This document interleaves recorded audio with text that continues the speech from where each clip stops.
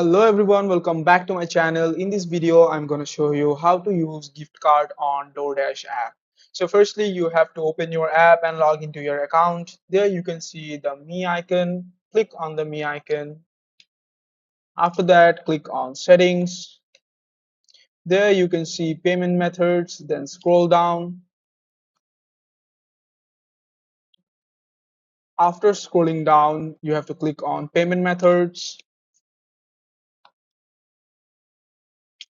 Here you can see credit card, debit card, PayPal, and you have to scroll down again.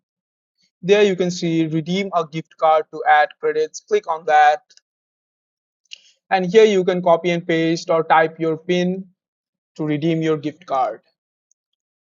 After doing so, you can click on redeem to your account and your gift card will be added to your DoorDash app. Thank you for watching this video. Hope it was really helpful to you guys.